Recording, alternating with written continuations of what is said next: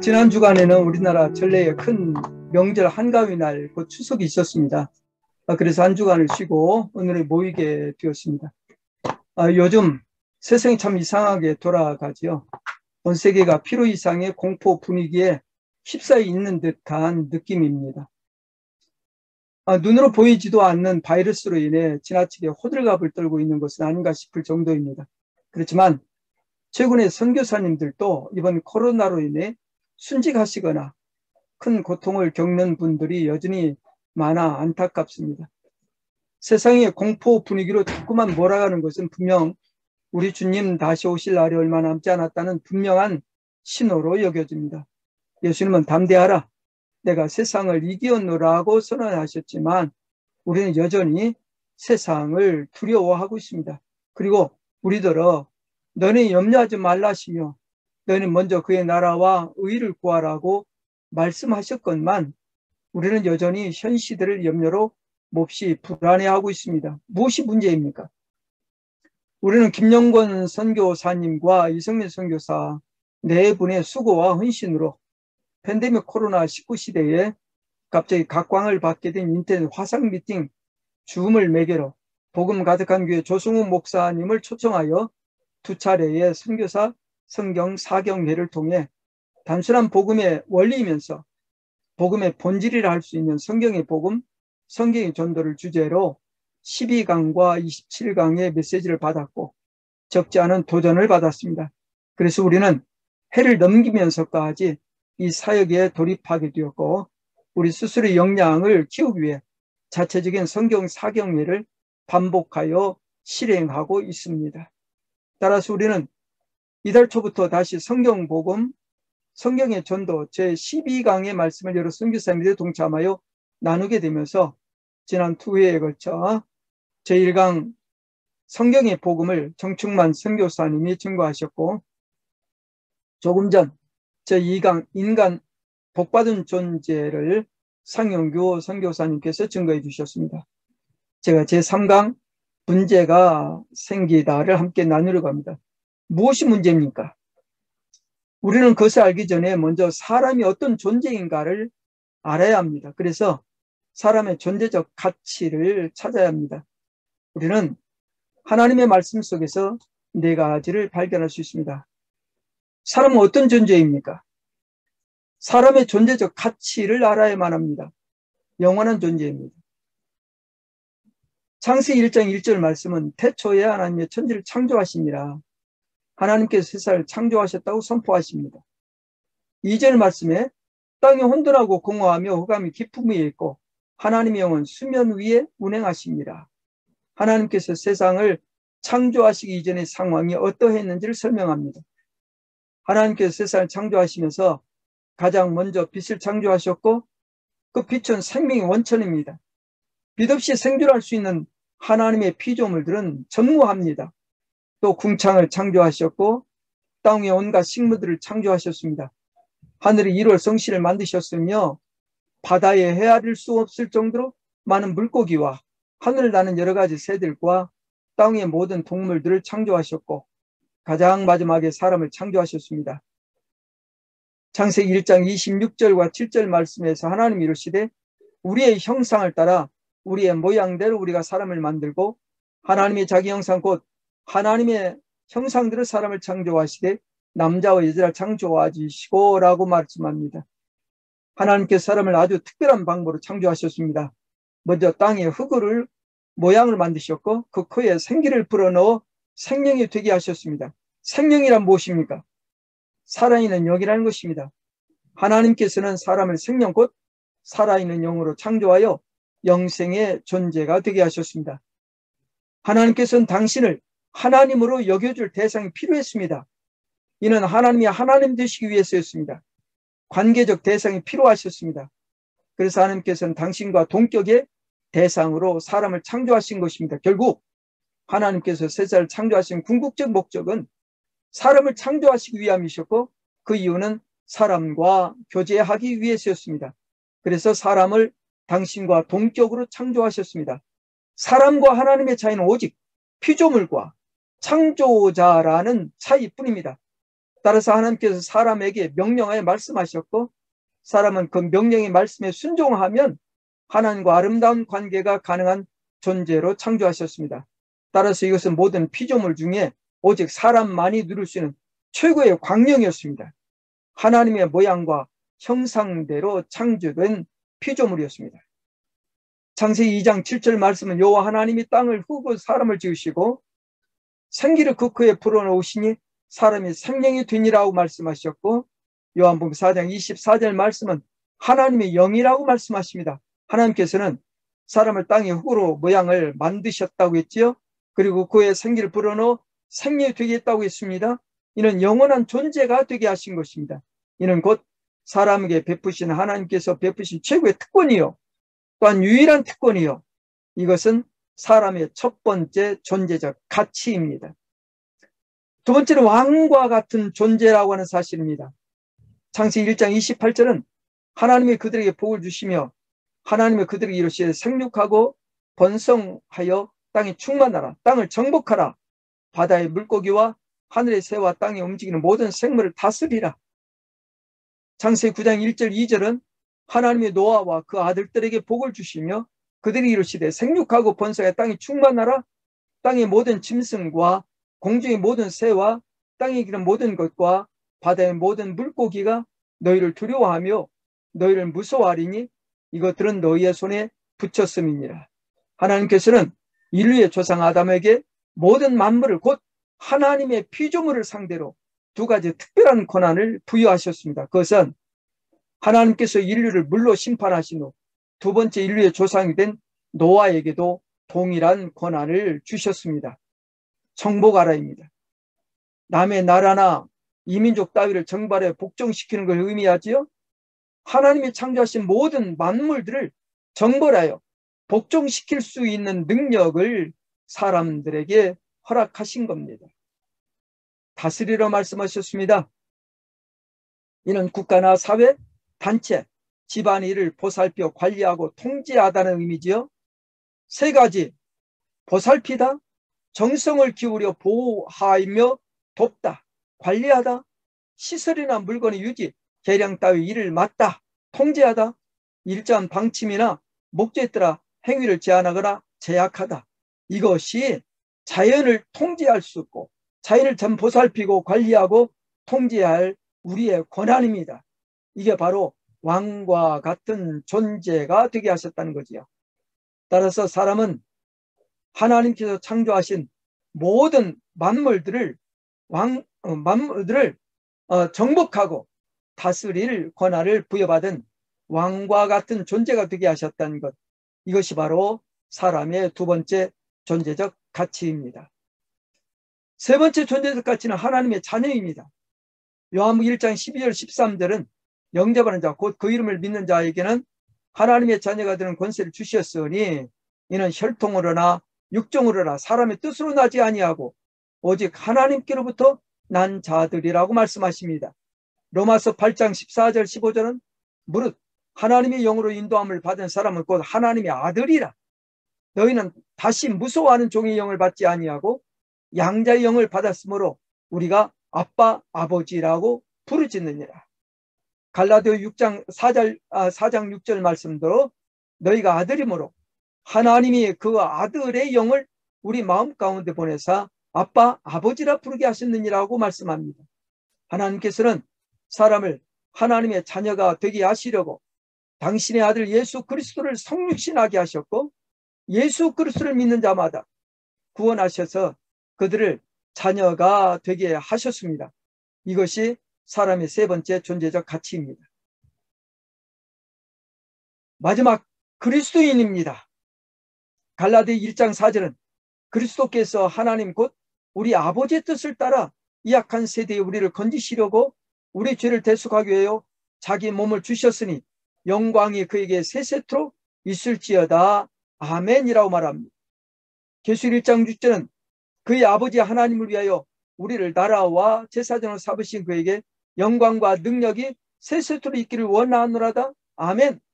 장로교 소요리 문답에서 제1조는 사람됨의 본분을 오직 하나님의 영광을 위해 살아야 할 것을 말합니다.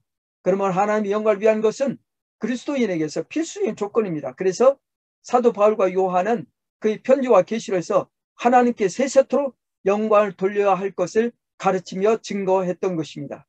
사도행전 1장 26절 말씀은 제자들이 안디옥에서 비로소 그리스도인이라 일컬음을 받게 되었다라고 말씀하시고, 26장 28절에 아그리빠가 바울에게 이르되 내가 적은 말로 나를 권하여 그리스도인이 되게 하려 하는도다.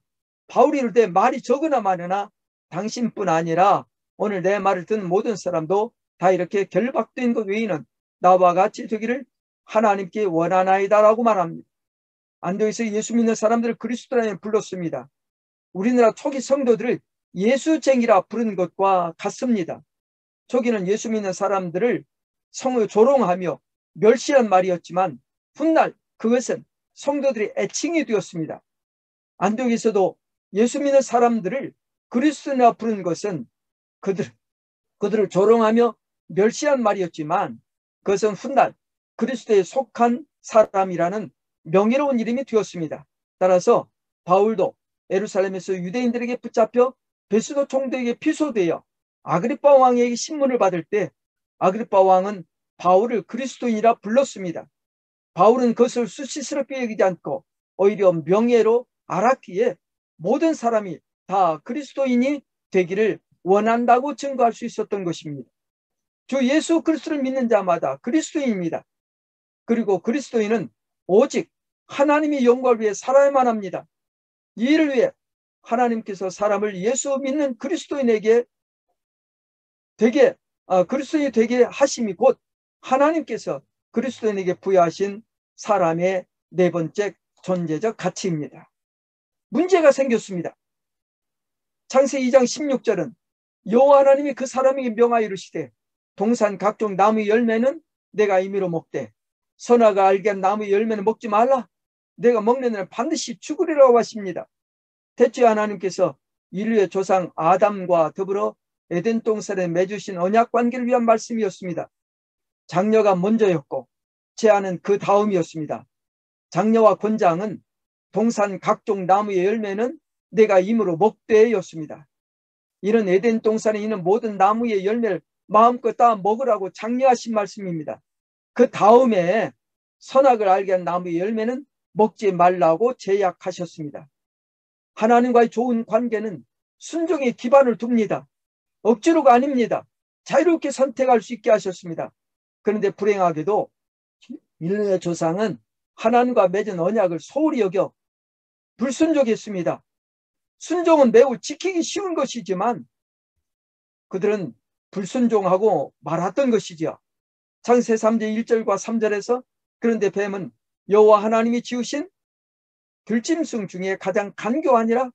뱀이 여자에게 물어 이르되 하나님이 참으로 너희에게 동산 모든 나무의 열매를 먹지 마라 하시더냐. 여자가 뱀에게 말하되 동산 나무의 열매를 우리가 먹을 수 있으나 동산 중앙에 있는 나무 열매는 하나님의 말씀에 너희는 먹지도 말고 만지지도 말라 너희가 죽을까 하노라 하셨느니라 라고 기록합니다. 인류의 조상은 하나님의 말씀을 소홀히 여겼습니다. 하나님의 말씀을 바르게 이해하지 못했습니다. 자기대로 하나님의 말씀을 불투명하게 이해했습니다. 하나님의 말씀에 대한 인식에서 오류를 범하고 말았습니다. 그것이 문제의 함정에 빠져들게 한 원인이었습니다. 따라서 이 뱀이며 마귀 또는 사탄은 사람을 미혹할 기회를 얻게 되었고 인류의 조상은 분별 없는 부적절한 관계를 유지한 것이 결국은 인류에게 문제가 생기게 된 것입니다. 창세 3장 4절 말씀에 뱀이 여자에게 이르되 너희가 결코 죽지 아니하리라. 너희가 그것을 먹는 날에는 너희 눈이 밝아져 하나님과 같이 되어 선악을 알 줄 하나님이 아심이니라. 하나님께서는 죽으리라고 말씀하셨고 마귀는 결코 죽지 아니라고 했습니다. 그때 인류의 조상들은 누구의 말을 믿어야 했습니까? 불행하게도 인류의 조상은 거짓말쟁이 마귀의 말을 믿었습니다. 행함은 믿으면서 나타납니다. 따라서 그들은 믿어야 할 말을 믿지 않고 믿지 말아야 할 말을 믿었기에 사람에게 문제가 생긴 것입니다. 믿어야 할 것을 믿지 않고 믿지 말아야 할 것을 믿어 나타나는 모든 행위가 곧 죄입니다. 그래서 아담과 하와가 죄를 범하게 되었고 그 죄가 우리의 모든 존재적 가치를 송두리째 파괴하고 말았습니다. 따라서 그것이 우리 모두에게 우리 힘으로는 영원히 회복하기 어려운, 그래서 돌이킬 수 없는 어려운 문제에 직면하게 된 것입니다. 왜냐하면 무엇이 문제입니까? 사람의 존재적 가치를 파괴시킨 그 구체적인 실체는 무엇입니까? 영원한 존재가 사망의 존재로 전락된 것입니다. 로마서 5장 12절은 한 사람으로 말미암아 죄가 세상에 들어오고 죄로 말미암아 사망이 들어왔나니 이와 같이 사람이 죄를 지었으므로 사망이 모든 사람에게 이르렀느니라 말씀하십니다. 창세기 2장 17절은 선악을 알게 하는 나무의 열매를 먹지 말라. 내가 먹는 날은 반드시 죽으리라 하셨습니다. 3장 19절에 내가 흙으로 돌아갈 때까지 얼굴에 땀을 흘려야 먹을 것을 먹으리니 내가 그것에서 취함을 입었으니라. 너는 흙이니 흙으로 돌아갈 것이니라 말씀합니다. 죄는 하나님과의 관계를 단절하게 합니다. 하나님과 교제를 목적으로 창조된 사람이 죄를 범하여 하나님과의 관계가 단절된 것은 곧 사람의 존재적 가치를 잃어버리게 된 문제가 생기게 된 것입니다. 그 결과는 성령으로 창조된 사람이 정령 죽을 수밖에 없는 존재로 전락하게 된 것이지요. 로마서 6장 23절은 죄의 삭은 사망이라고 말했습니다. 에베소 2장 1절은 그는 허물과 죄로 죽었다라고 말합니다. 사망이란 무엇입니까? 죽음입니다. 사전에서는 죽음을 생명이 없어지는 현상이라고 설명합니다. 하나님은 사람을 생명으로 창조하셨습니다. 곧 영원한 존재로 창조하셨습니다. 그는 사람에게 죽음이 이르게 되었습니다. 죄 때문입니다. 그래서 사람에게 생긴 첫 번째 문제는 바로 영원한 존재였던 우리가 사망의 존재, 곧 유한한 존재로 전락된 것입니다. 이것이 곧 사람의 첫 번째 존재적 가치를 상실한 것이며 그것이 곧 사람에게 생긴 첫 번째 문제가 되었습니다. 두 번째, 왕과 같은 존재가 죄의 종으로 전락된 것이 문제입니다. 창세기 2장 19절은 여호와 하나님이 흙으로 각종 들짐승과 공주의 새를 지으시고 아담이 무엇이라 부르나 보시려고 그것들 그에게 이끌고 가시니 아담이 각 생물을 부르는 것이 곧 그 이름이 되었더라. 아담이 모든 가축과 공주의 새와 들의 모든 짐승의 이름을 주니라고 말씀합니다. 3장 17절과 8절에 아담이 이르시되 내가 내 아내의 말을 듣고 내가 내게 먹지 말라 한 나무의 열매를 먹었은즉 땅은 너로 말미암아 저주를 받고 너는 내 평생에 수고하여야 그 수산을 먹으리라. 땅이 내게 가시덤불과 엉겅퀴를 낼 것이라.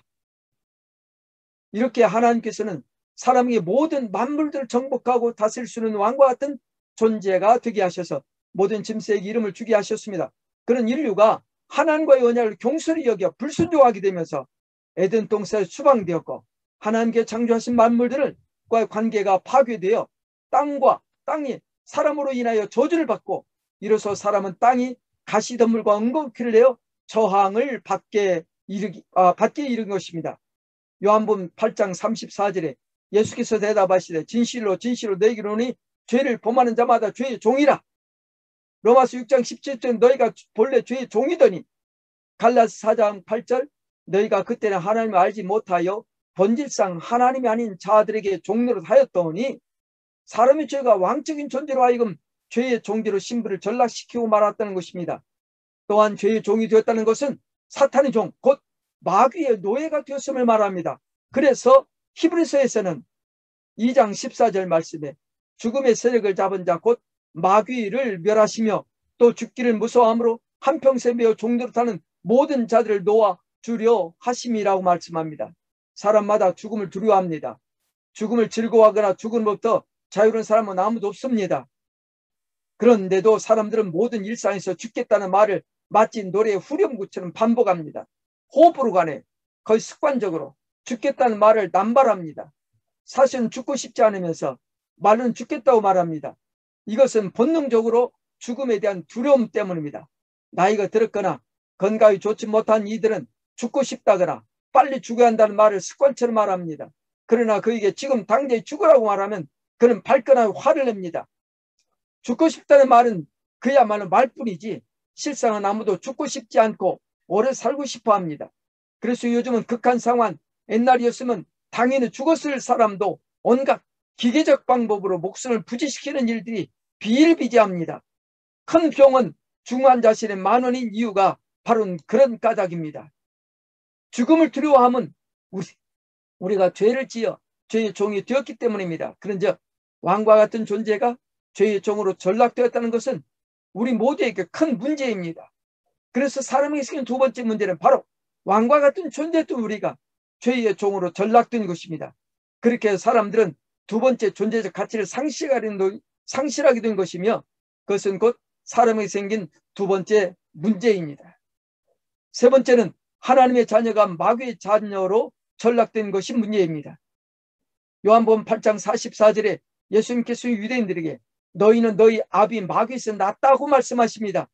너희 아비의 욕심대로 너희가 행하고자 하느니라며 그는 처음부터 살인한 자요 진리가 그 속에 없으므로 진리에 서지 못하고 거짓을 말할 때마다 제 것으로 말하나니 이는 거짓말쟁이요 거짓의 아비가 되었다 말합니다. 유대인들은 누굽니까? 하나님의 선민입니다. 하나님의 자녀입니다. 오늘의 우리입니다. 하나님의 양절 선택받을 받은 오늘 우리를 포함합니다. 그런 우리에게 예수님은 마귀의 자녀라고 질책하십니다. 왜요? 욕심대로 행하고자 해서라고 밝히십니다. 태초의 인류의 조상이 마귀의 거짓말에 속아 하나님처럼 되고자 하는 욕망을 다스리지 못했었습니다. 그 거짓말에 속아 하나님과의 언약을 어겼고 그것이 죄가 되어 자신을 마귀에게 팔려 하나님의 자녀가 마귀의 자녀로 전락되고 만 것입니다. 그래서 이사야서 1장 4절은 슬프다 범죄한 나라요 허물진 백성이요 행하게 종대하여 행위가 부패한 자식이라고 말합니다. 사람에게 생긴 세 번째 문제는 바로 하나님의 자녀였던 우리가 마귀의 자녀로 전락된 것입니다. 그렇게 하여 세 번째 존재적 가치를 상실하게 된 것이 곧 사람에게 생긴 세 번째 문제가 된 것입니다. 이제 마지막으로 그리스도인답지 못하게 된 것이 문제입니다. 로마서 3장 23절은 모든 사람이 죄를 범하였으며 하나님의 영광이 이르지 못하더니라고 말씀하십니다. 사람된 최고의 본분은 하나님의 영광이 이르는 것입니다. 곧 하나님의 영화롭게 하는 것입니다. 그것이 그리스도인으로 그리스도인다워지는 일입니다. 그러나 인류는 그것을 지키지 못하고 있습니다. 그리스도인이 그리스도인답지 못하고 있습니다. 그래서 그것이 사람에게 생긴 네 번째 곧 마지막 문제입니다. 바로 그리스도인이 그리스도인답지 못하게 된 것입니다. 이제 오늘 제게 주어진 주제인 제3강 문제가 생기된 말씀의 나눔은 여기까지 나누려고 합니다. 우리가 문제가 생긴 핵심은 오직 죄 때문이었습니다. 그러므로 이제 우리는 다른 선교사님들을 통해 우리에게 생긴 문제의 해법에 대해 나누고 거기서 더 나아가 성경의 복음으로 돌아가 다시 오실 주님을 대망해야 할 여러 가지 말씀들을 나누게 될 것입니다. 이제 우리는 성경의 복음으로 돌아가야만 합니다. 높아진 교단과 교단 사이의 장벽은 무너져야만 합니다. 모든 교회들이 예수 그리스도 안에서 하나가 되어야만 합니다. 정치적으로 하나 되거나 사상적 또는 이념적으로 하나가 되지 않은 것이 아닙니다. 복음, 오직 예수 그리스도는 우리의 왕이시여 우리의 대제사장이시며 우리를 선도하시는 선지자이심을 믿는 순수한 성경적 복음으로 하나가 되어야만 합니다. 한국교회는 지금 뒷걸음질입니다. 최근 10년, 최근 언론의 보도에 의하면 한국교회는 100만 명이 줄었다고 말합니다. 앞으로 얼마나 더 줄지도 모릅니다. 이제 주님 곧 오십니다. 우리 당대에 오실 주님을 맞이하기 위해 우리는 더욱 분발하여 그분 우리 주님께 쓰임받기 위해 우리 모두가 세상에서 하나님에 대해 더 낮아져야 하고 세상에 대해 더 내려놓아야 할 것입니다. 마라나타 주 예수여 어서 오시옵소서. 아멘.